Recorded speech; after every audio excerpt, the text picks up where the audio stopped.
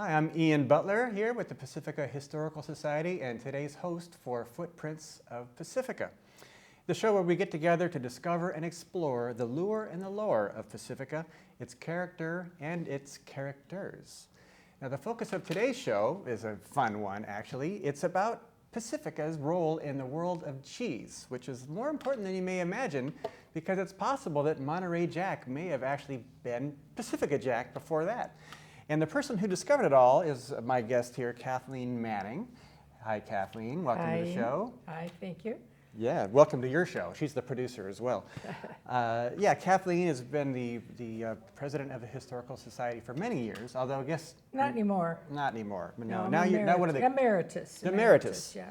Okay, there you go. She's a has-been. She's a has-been now. Yes, that's right.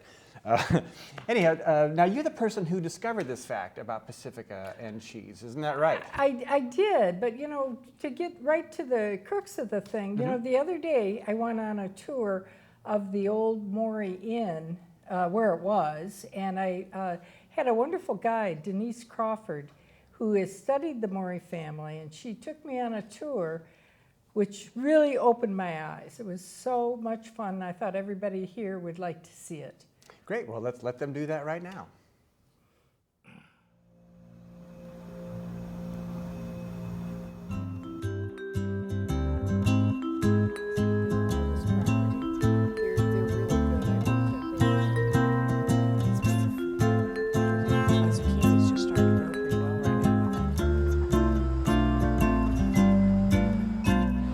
At the site of the old Maury's Inn, which burned down in 1966, but features prominently in Pacifica history. I'm Denise Crawford, and I'm with the Pacifica Historical Museum. I've been a Pacifica resident for a very long time. I'm a 1972 graduate of Terra Nova. So, Maury, we have Maury Point, we have the Maury's Restaurant, we have all sorts of Maury information. And it started with a man named Stefano Maury, who immigrated from Italy about 1870s. He first went to the gold country, where he found or married his wife, and they came to what we now call Pacifica shortly after that. The restaurant would have been over that way in that little patch of green. There's very little to see of it, but I can show you the sewer pipe. Right about here is one of the last remnants of what was Maury's Inn and Restaurant, and indeed a ranch and a place where they also made some cheese that we're very fond of. So Kathleen, did you know that we're actually on the old Maury Road right now? So when was this actually named Maury Point? I think it's one of those names that just sort of evolved over the time because there was so much Maury history. People just started calling it Maury's Road, Maury Point, and it stuck. Did people drive on this? Yes, this was where you drove your car all the way from Highway 1 up to the restaurant, parked on the blacktop or whatever they had there. I think this was not paved at all, just sort of packed dirt and rocks. But now it's still called Old Maury Road. You look on the maps, there it is. So I'm standing about at the edge, the northern edge of that 19 acres we talk about, where Stefano and his family first leased, we believe, and then originally owned the 19.5 acres where they went. Yeah, where the restaurant was, just beyond that first tree.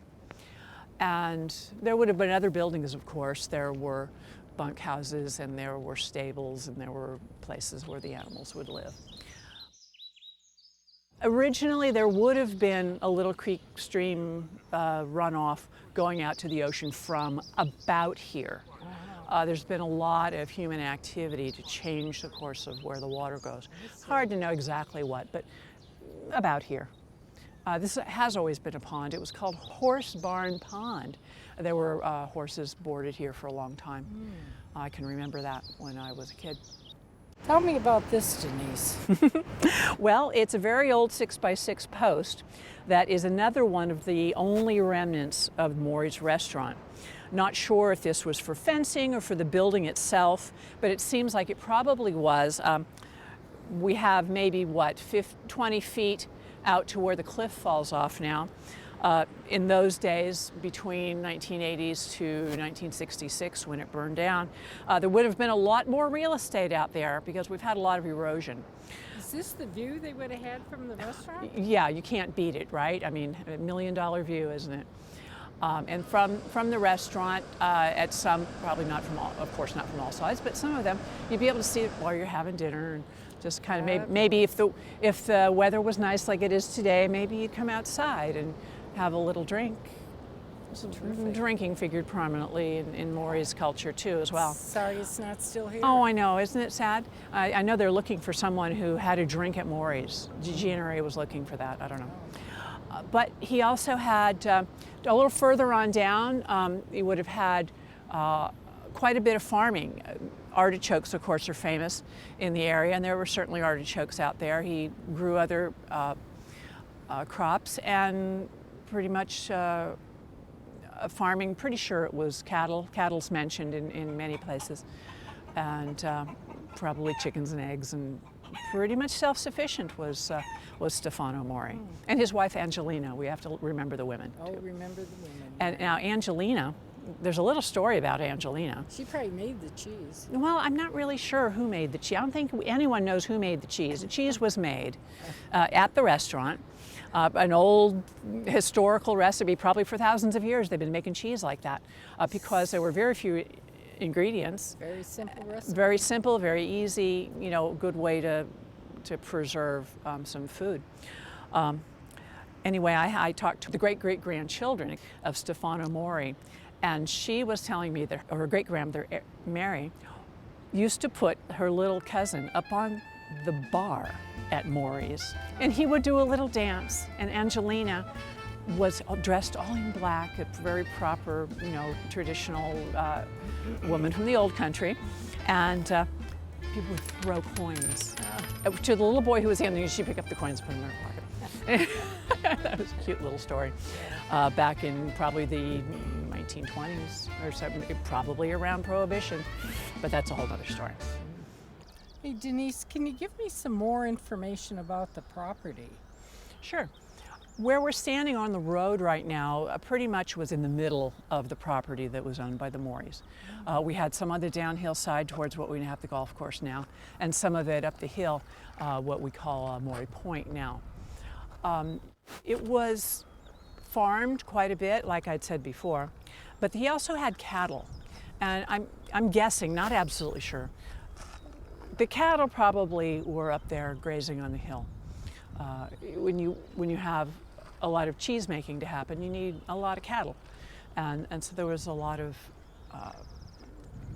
He had plenty of livestock, in addition to all the artichokes, Brussels sprouts, the typical stuff we grow around here even today.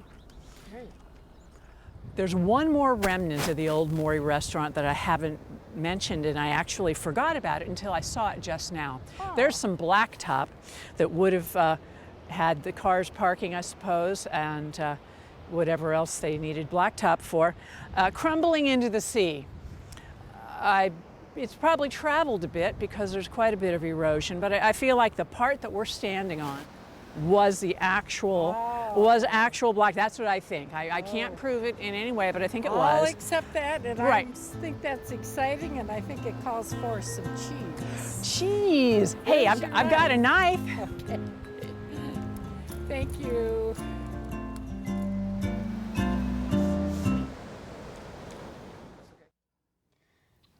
All right. Well, thanks so much, Denise, for that guide of Maury Point.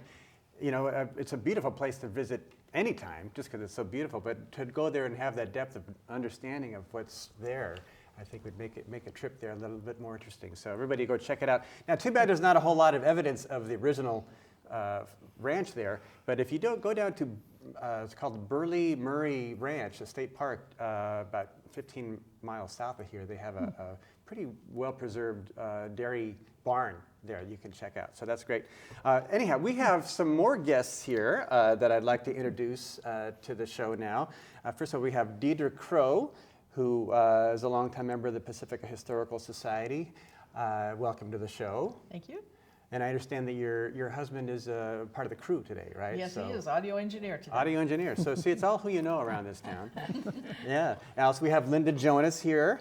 Linda's a longtime Pacifican, and she's involved in everything, I believe.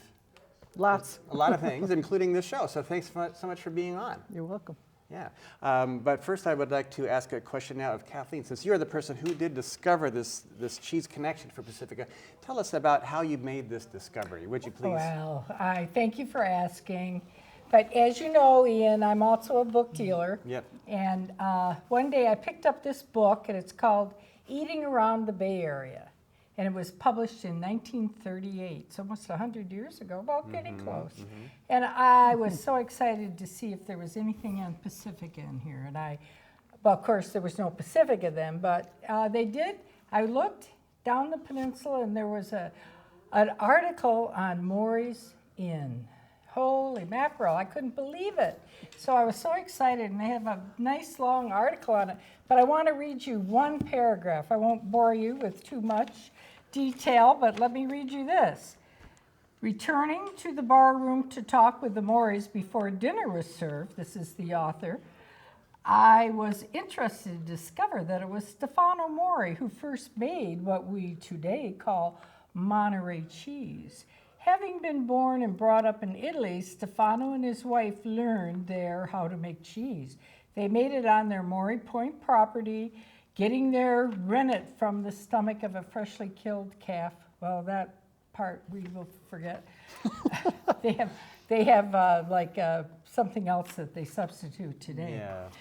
The cheese was very good. An Italian named Baldacci, was a friend of the family. He learned how to make the cheese and went to Monterey and manufactured it on a commercial basis. As he was on the Jack Ranch, the cheese was known as Jack or Monterey cheese.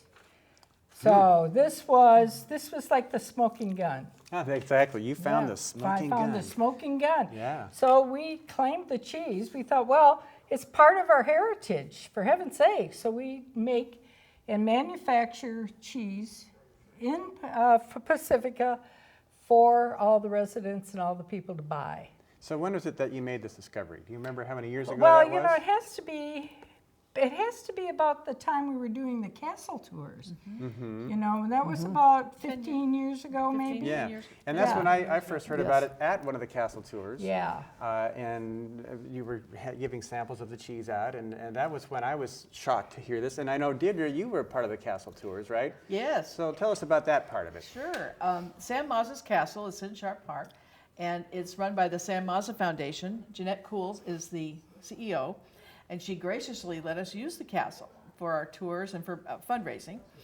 And that's where we passed out samples of the cheese, as well as we had the ghosts of previous residents introduce their stories to the people of Pacifica on a regular basis. It was very popular tours. Yes. And so then from there we went to featuring the cheese in our renovated Little Brown Church, which was formerly a police department, then the Little Brown Church. Museum, Pacifica Coastside Museum, where it's for sale now in the gift shop, available Tuesday, Thursday, and Saturday from 1 to 4. And we also, I also helped with the Taste of Pacifica and different functions promoting the cheese. Really enjoyed it. It was a lot of fun.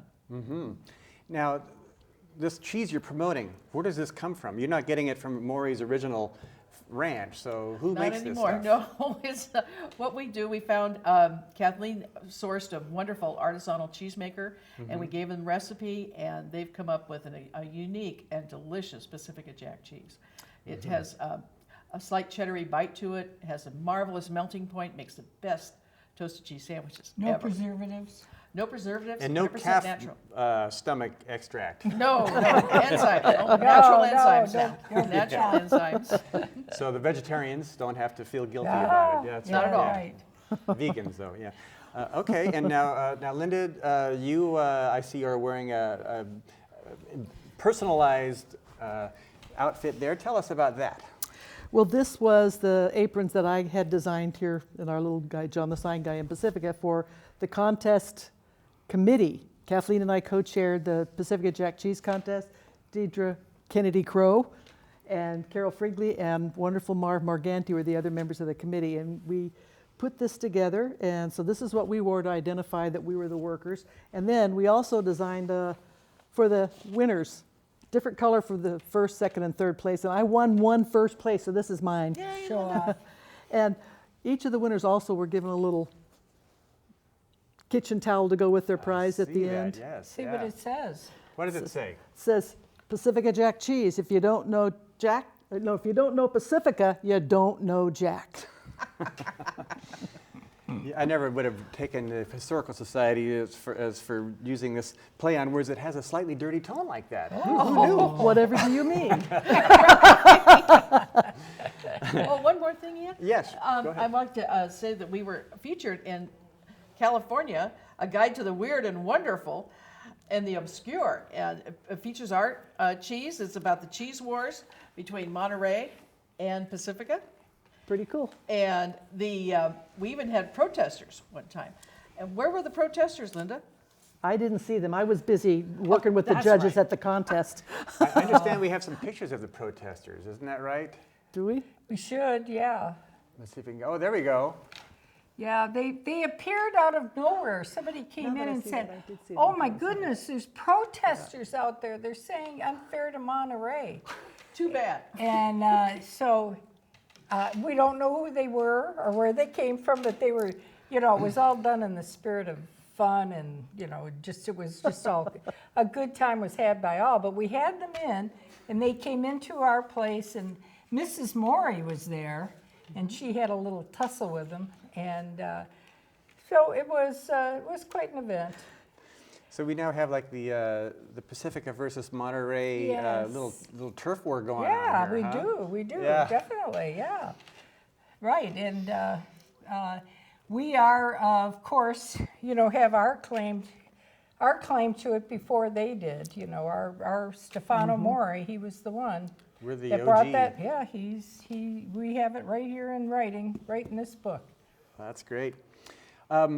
Now, we were talking about the castle tours earlier. I think we have another video of Robin Renils. You want to set this one up? Oh yeah, Robin was our first Mrs. Morey, and she just was, nobody recognized her. Nobody that knew her, she knew so many people in town. Nobody knew who she was. She did such a good job. And she sold the cheese, and she really helped to put us on the map. Yep. With her cheese. All right, let's check out Robin Renils as Mrs. Morey. And welcome to the Pacifica Coastside Museum. My name is Marie Morey, and I would love to tell you the story of the Morey family cheese. This cheese was brought here by Stefano Morey, who immigrated here in the 1880s. He bought land on Morey's Point, built a family farm, and later converted it to an inn and a restaurant. This cheese was made for the restaurant. This cheese was also made with the help of another Italian gentleman, a friend of Stefano's, named Baldacci. Mr. Baldacci and Stefano unfortunately had a parting of the ways.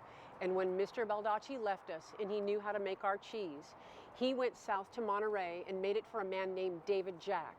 Mr. Jack liked this cheese so much, he went into commercial production on his own, obtained a patent, and we hear he made quite a bit of money from the family's cheese recipe. So we want everyone to know the very first time this white Italian farm cheese was made here in America was by the Morey family right out on Morey's Point. And if you would like to take some home, it's for sale in the museum store. Thank you for listening.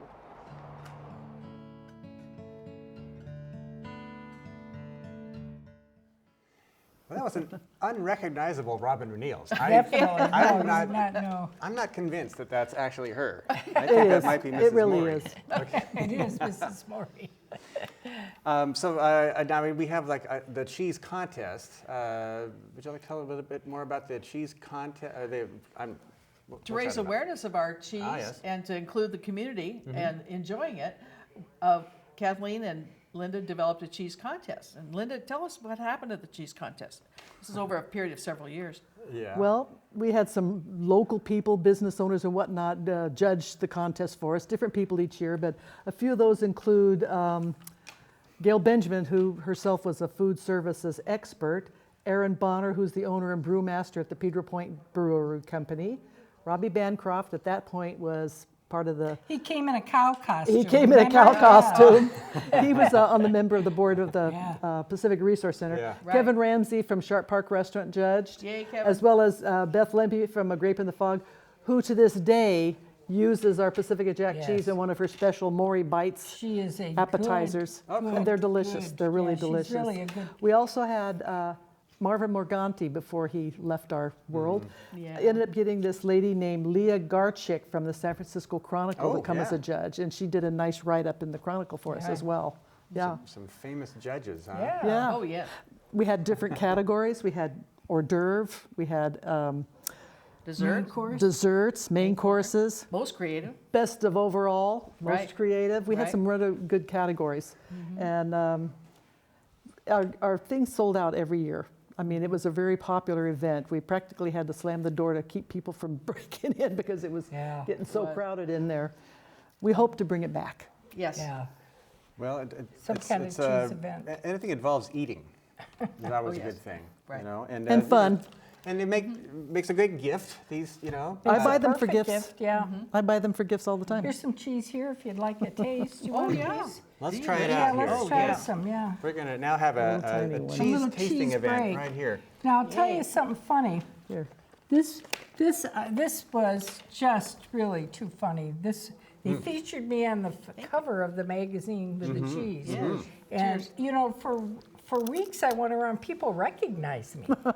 Oh yeah. sure. Oh, I You're a thought that celebrity. was, yeah, it was, you know, like how weird. And they would The say, cheese lady. Oh, you're the cheese lady, yeah. So anyways, that was fun. How much cheese do you think we've sold, Kathleen? Well, I think it's about 3 tons. Whoa. It Wow. is, yeah, it is. shabby. It's a big moneymaker for the Historical Society for the projects that they do, the fixing up of the train. Yes. The church is, the museum, not the church, the museum. Is Former church. Former church, that's in pretty good shape, but Yes, the train needs the money now. indeed. That's Yeah. right. So how much is one of these? $8. $8. $8 a pound, and you can see that the ingredients, all the ingredients in there are milk. You know, it's like, you know, it's very, very good. It How much doesn't if you want to get a little towel Tea like towel. this to go with it? $10. For the Not a package. bad deal. Oh, cool. You got the towel and the cheese for Towel right. and cheese Yeah. for $10. After all, if you don't know Pacifica, you don't know Jack. There was a wonderful other phrase that came up. Bob Milne created it. What That phrase one. was that? This Oh, that's one, the that one. was That one? Bob Milnes, yeah. And then Bob what Milnes. about the grating? Oh, well, that was just something I came up with. Okay. Yeah. Well, now let's see. If Make you America make great America again. great again. G-R-A-T-E. Yeah. Oh, yeah, make America Pacifica great Jack again. cheese. Yeah. And we had a grater up on the poster. Yeah. Yeah. Yeah, well, that was, I'm sure, popular during the last administration. Yeah. yes. Yes, it was. Yeah. And so this book that Deidre mentioned, that was fun. They had 3 places in Pacifica that got mentioned in there. And it's always fun to ask people to guess what the other 2 places are, because now you know the cheese was mentioned. The pier, I'm going to guess. No. Not Taco Bell. Yeah, Taco Bell. Taco Bell, yeah. Not just any First Taco cantina Bell. on the beach. Yeah. Yeah, And we- then the castle. Of course, the castle. Yeah. Okay, so yeah, Pacifica is famous for the first Jack cheese in the world, Yes. the best Taco Bell in the world, America. and the castle. And that's Yeah. pretty much That's it. it. That's our, it. yeah, That's That's right. great. The pier's okay too. it's all right. I would have to say, I think, I have friends from Oroville where I grew up that know about Nick's. They come down here for Nick's too. Yeah. Nick's is a very giving business Oh, as yeah. well. We have Very a lot busy. of good stuff. Yeah. Yeah. And so, yeah, of course, the Pacifica Historical Society, their job is to make sure that all this great history of Pacifica is preserved, and you're doing a lot of great things. I know the next thing is the train, right? The train car. How's Yes. that coming along? Well, I just had a get-together last week where we showed the progress on the train. We're hoping to bring it over to the lot next to the museum, where the Thai restaurant is. We plan to have it there. Oh, really? In that lot? Yeah. Yeah. Oh, there's right next to the museum. Right next to across the from museum. It'll be a show place. People will be able to see it from the freeway. They're going to love it. You know, trains are so popular. And this Absolutely. train is really very special That because really it is the only car left from that Ocean Shore Railroad.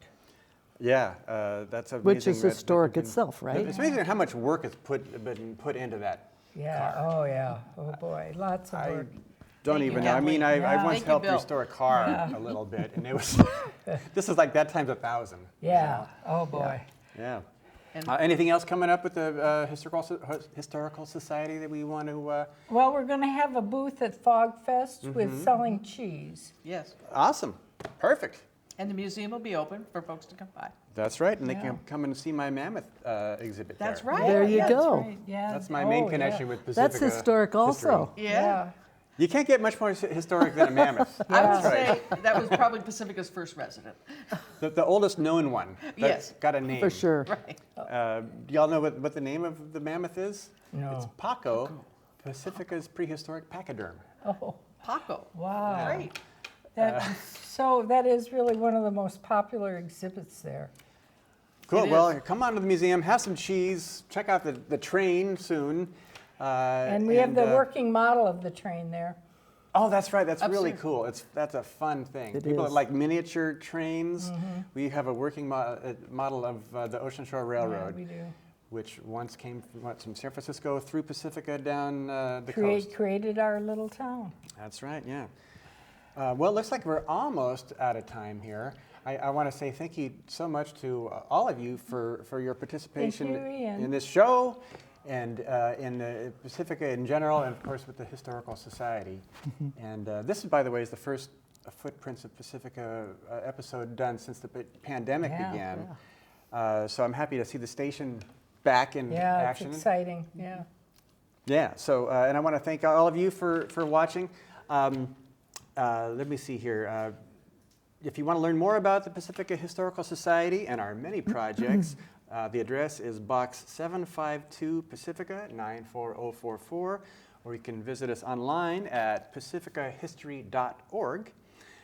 Thanks so much for watching the show, and remember, lives of great men all remind us we can make our lives sublime.